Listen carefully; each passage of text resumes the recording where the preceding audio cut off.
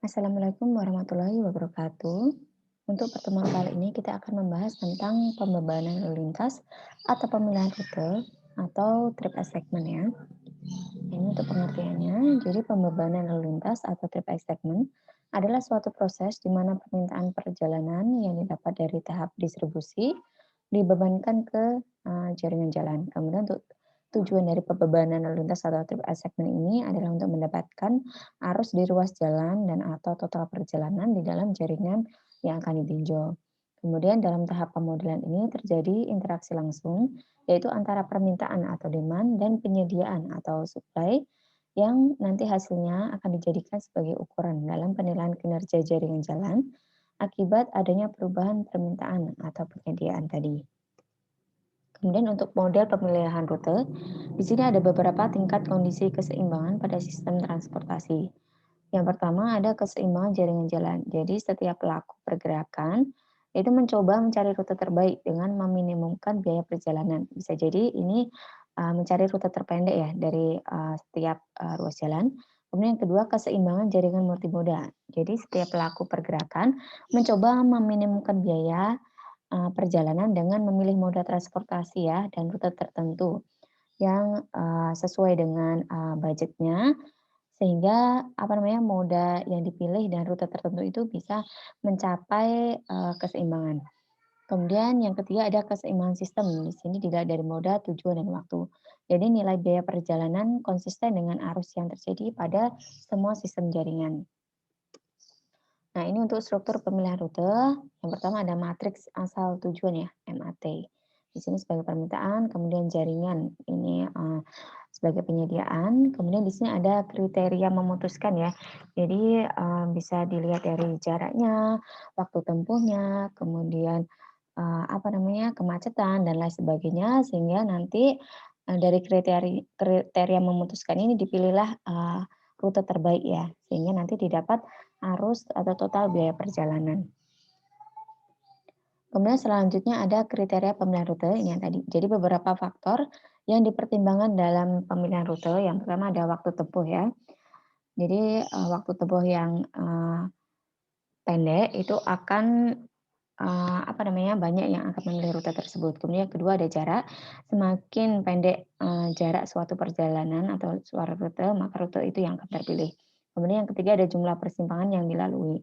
Jadi semakin banyak, persimpangan, apalagi yang, banyak simpang bersinyalnya ya, yang ada rambu lalu lintasnya, biasanya itu jarang yang dipilih, karena biasanya akan terjadi, apa namanya, tundaan. Kemudian yang keempat ada kemacetan, yang kelima ada rambu lalu lintas, yang keenam kondisi permukaan jalan. Jadi jalan yang, jelek itu biasanya tidak dipilih ya dalam pemilihan rute.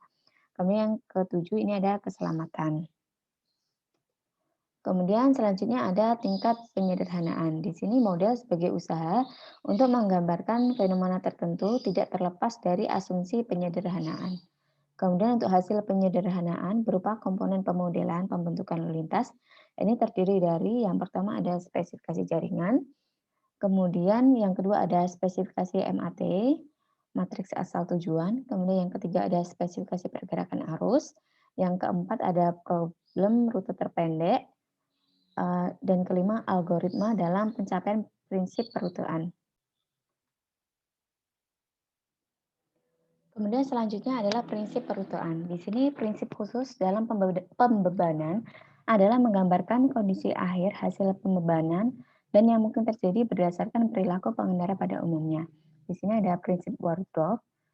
Yang pertama ada user equilibrium atau UE. Di sini adalah waktu tempuh di semua rute-rute yang dipilih adalah sama dan lebih singkat dari yang mungkin dialami oleh pengendara melalui rute yang tidak terpilih. Atau tidak seorang pengendara pun dapat mengurangi waktu tempuhnya dengan merubah rute pilihan. Jadi di sini dianggap semua rute yang tidak digunakan mempunyai biaya perjalanan yang sama atau lebih besar daripada rute yang dilaluinya sekarang. Kemudian yang kedua ada sistem optimum atau SO. Di sini total biaya perjalanan minimum ya, yaitu pada kondisi optimum. Jadi untuk user equilibrium ini merupakan gambaran deskriptif perilaku pengendara di jaringan. Sedangkan SO atau sistem optimum ini adalah gambaran normatif atau ideal yang mungkin dicapai. Nah, di sini, ilustrasi ya untuk metode pemilihan rute dari, zona A ke zona B tujuan. Kemudian di sini ada 2 rute ya, ada rute 1 dan rute 2. Di sini kita bisa lihat untuk rute 1 ini memang jaraknya lebih pendek ya, atau lebih singkat, tapi kapasitas kendaraannya hanya 1.500 kendaraan per jam. Nah, kita lihat untuk rute 2, di sini, rutenya lebih panjang ya, jaraknya lebih panjang, tapi di sini kapasitasnya jalannya adalah 4.000 kendaraan per jam, jadi memang lebih banyak kapasitasnya. Nah, di sini memang dari, pengguna jalan ini bisa memilih ya mau rute yang, pendek tapi kapasitasnya hanya 1.500 kendaraan per jam, dan sudah pasti, di sini akan banyak terjadi kemacetan juga ya karena kapasitasnya, tidak terlalu besar, tapi ataukah pemilih dengan rute 2 tadi dengan kapasitas 4.000 kendaraan per jam, hanya jaraknya memang lebih panjang daripada rute 1. Kemudian selanjutnya ada metode all or nothing. Di sini teknik pembebanan mengasumsikan bahwa seseorang akan memilih rute berdasarkan pada rute terpendek. Nah, pada teknik pembebanan ini pengaruh kemacetan ini tidak diperhitungkan. Jadi dia hanya memilih dari rute terpendek tadi, sehingga seberapapun jumlah arus kendaraan tidak mempengaruhi pemilihan rute. Karena itu metode ini tidak tepat jika digunakan pada jaringan jalan yang terjadi kemacetan. Nah, ini untuk ilustrasi metode all or nothing. Ini sama seperti tadi ya, jadi ada, 2 rute, rute 1 dan rute 2, di mana rute 1 ini jaraknya pendek dan tapi kapasitasnya hanya 1.500 kendaraan per jam. Kemudian ada rute 2 yang, lebih panjang jaraknya, tapi mempunyai kapasitas yang lebih besar, yaitu 4.000 kendaraan per jam. Nah, di sini tidak memperhitungkan tentang kemacetan ya untuk metode all or nothing ini. Jadi untuk metode all or nothing ini selalu memilih rute terpendek dan tercepat dalam mencapai tujuan perjalanannya. Sehingga rute yang dipilih adalah rute 1. Ini untuk metode all or nothing. Kemudian selanjutnya ada metode batasan kapasitas. Di sini model ini mulai memperhitungkan faktor kemacetan karena keterbatasan kapasitas dengan menghubungkan secara matematis antara rata biaya dengan arus lalu lintas. Kemudian model ini lebih realistis. Jadi pembebanan lebih merata dibandingkan dengan metode all or nothing tadi. Kemudian pengaruh kecepatan dalam persamaan ongkos dan arus biasanya digambarkan dengan menaiknya ongkos sesuai peningkatan arusnya. Kemudian selanjutnya ada metode keseimbangan. Di sini model ini menggunakan prinsip Wardrop, yaitu menyertakan pengaruh kemacetan yang biasanya merupakan standar untuk evaluasi jaringan kota, di mana kemacetan merupakan faktor penentu pengendara dalam memilih rute. Kemudian pada kondisi tidak macet, setiap kendaraan berusaha meminimumkan biaya perjalanannya dengan beralih menggunakan rute alternatif. Kemudian jika tidak satupun pengendara dapat memperkecil biaya, maka sistem dikatakan mencapai kondisi keseimbangan. Kemudian dalam teknik ini, diasumsikan bahwa pengguna jalan memiliki informasi yang lengkap mengenai keberadaan jaringan jalan. Jadi dia sudah tahu ya jalan-jalan mana saja yang macet dan tidak macet, sehingga setiap pengendara akan berusaha mengurangi waktu atau ongkos perjalanan. Kemudian prinsip keseimbangan ini penting untuk mempertahankan konsistensi dalam mengevaluasi berbagai alternatif rencana. Selanjutnya ada metode stokastik. Di sini model yang lebih realistis adalah metode banyak rute yang memperhitungkan penyebaran arus ke rute dengan mempertimbangkan kecenderungan pengendara dalam memilih rute. Dalam metode keseimbangan pengendara yang tadi ya, yang keseimbangan tadi, pengendara memiliki informasi yang lengkap sehingga dapat membuat keputusan 100% tepat. Sedangkan dalam metode stokastik ini diasumsikan bahwa persepsi pengendara tentang ongkos perjalanan terdistribusi menurut standar distribusi peluang atau probabilistik tertentu. Kemudian pengendara diasumsikan akan mengambil rute tercepat, tetapi dia tidak yakin ya mana rute tercepat itu. Jadi asal ambil rute aja. Jadi pilihan diberikan terhadap rute dengan seleksi secara acak waktu tempuh tercepat. Untuk metode stokastik ini murni hanya cocok untuk rural road atau jalan pedesaan, sedangkan untuk model stokastik dengan batasan kapasitas baik digunakan untuk daerah perkotaan. Jadi model yang dikembangkan ada model Burrell 1968, kemudian ada model Sakharovit 1968 dan model Dial ini 1971.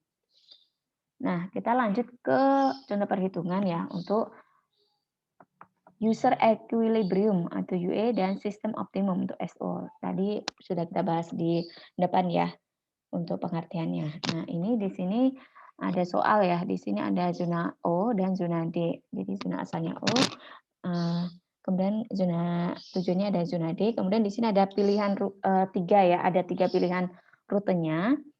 Di sini ada pilihan rute, itu ada rute 1, rute 2, dan rute 3.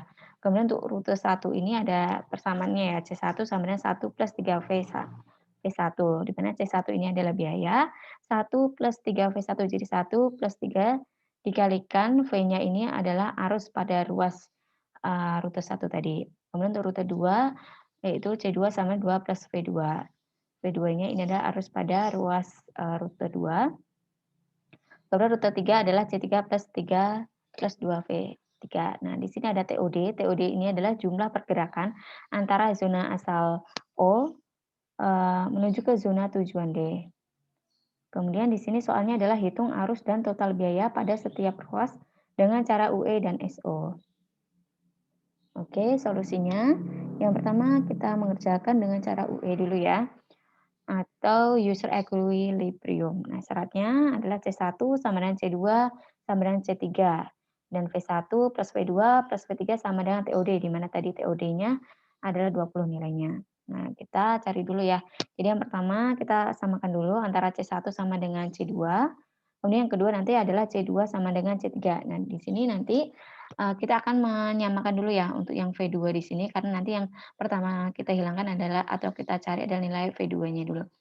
Jadi di sini yang pertama ya tadi ya C1 sama dengan C2. Tadi kita dapat nilai ya C1-nya 1 plus 3V1 dan C2-nya adalah 2 plus V2. Nah, di sini 1 plus 3V1 sama dengan 2 plus V2. Nah, kita sederhanakan menjadi V1 sama dengan 1/3 dikalikan 1 plus V2.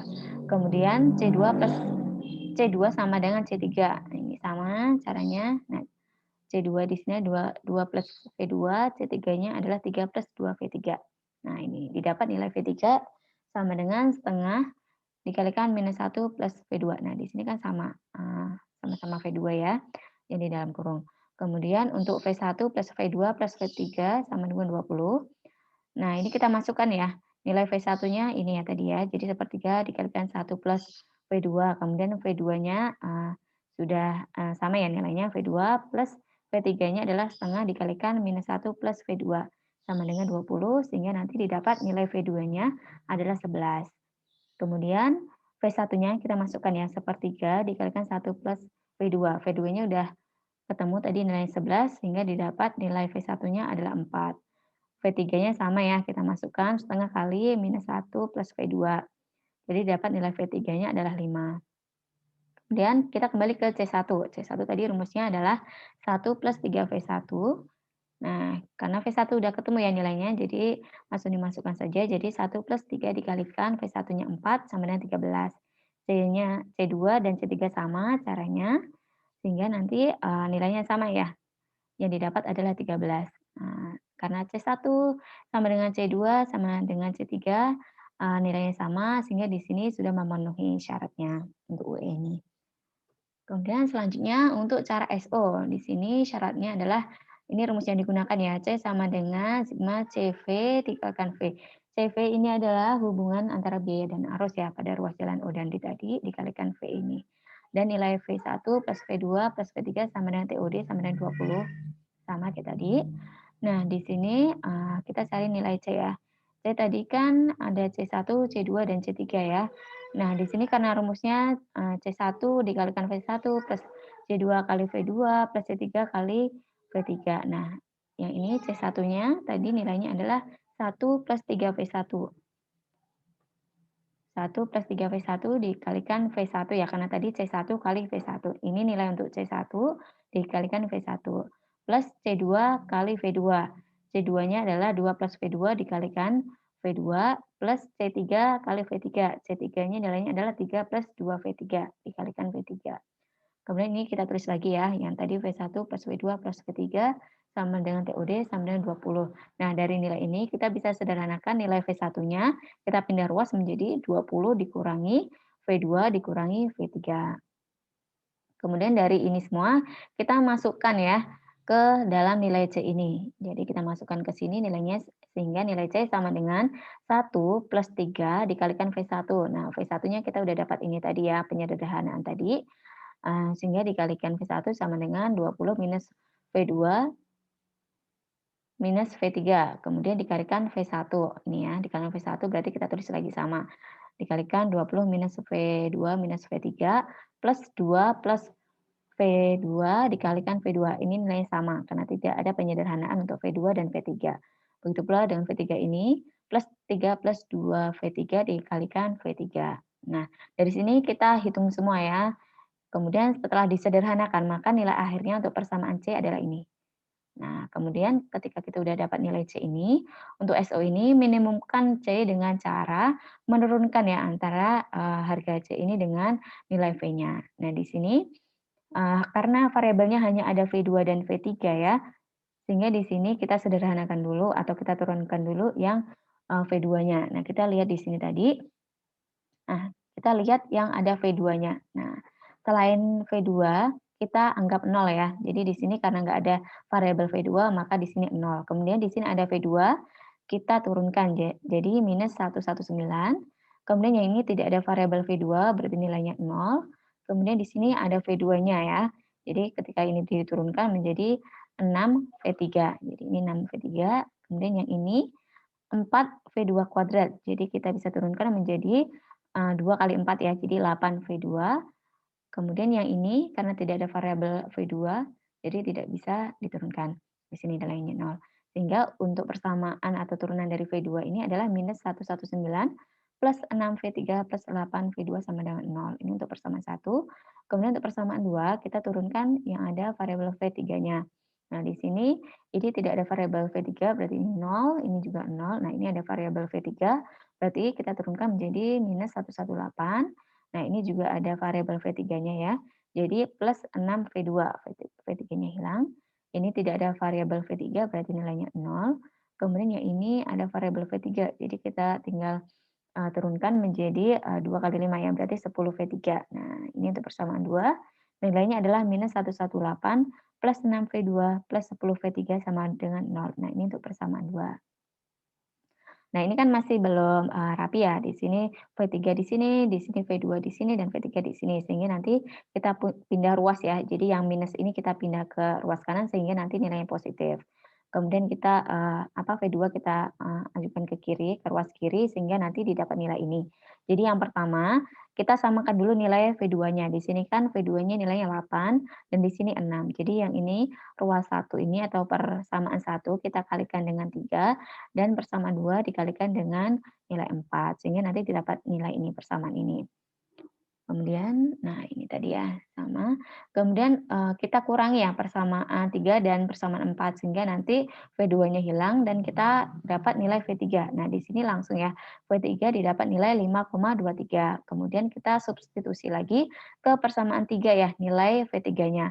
Sehingga didapat nilai V2-nya adalah 10,95. Nah, kita udah dapat nilai V2 dan V3. Sehingga kita bisa cari nilai V1. V1 pakai rumus yang tadi ya, ini ya, 20 minus V2 minus V3. Nah, kita masukkan V2 dan V3-nya 10,95 dan 5,23 sehingga didapat nilai V1 sama dengan 3,82. Kemudian selanjutnya kita masukkan nilai V ke nilai C ya, ke persamaan C. Jadi tadi ada persamaan C1, C2, dan C3 ya di soal tadi. Nah, ini kebersamaan ini C1 sama dengan 1 plus 3V1 ya. Nah, sama dengan 1 plus 3 kali V1 yang tadi udah ketemu ya, 3,82, didapat nilai C1 sama dengan 12,46. Kemudian untuk C2 sama dengan 2 plus V2 sama dengan 2 plus 10,95, didapatkan nilainya adalah 12,95. Kemudian untuk C3 sama caranya, didapat nilai 13,46. Nah, kita lihat tadi ya, cara UE tadi ya, di sini kan nilainya sama ya, 13 semua. Tapi dengan menggunakan, SO, ini kan nilainya nggak sama ya, ada yang 12,46, 12,95, dan 13,46. Nah, ini bedanya untuk UE sama SO. Sehingga kita bisa, cari ya nilai total biaya, di sini waktu ya, sehingga nilai C sama dengan CV dikalikan V ya. C1 kali V1, C2 kali V2, C3 kali V3. Nah, ini didapat ya. C1-nya tadi 12,46 dikalikan V1-nya. V1-nya adalah 3,82. Nah, plus C2 kali V2 plus C3 kali V3. Nah, didapat total biaya ya untuk cara SO ini adalah 259,796.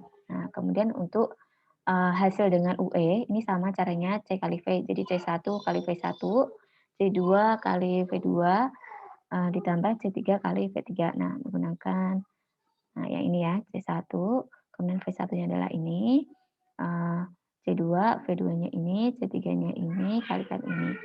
Sehingga hasilnya adalah 260. Ini, 260.000 ini ya. Kemudian, jadi total biaya pada cara SO ini, SO yang ini ya, yang atas tadi lebih kecil daripada cara UE ini. UE ini yang pertama tadi ya. Sehingga hal ini sesuai dengan harapannya. Nah, ini untuk materi pembebanan lalu lintas. Selanjutnya, kalian bisa kerjakan ya soal yang ada di PPT ini. Silakan dikerjakan dan dikumpulkan minggu depan.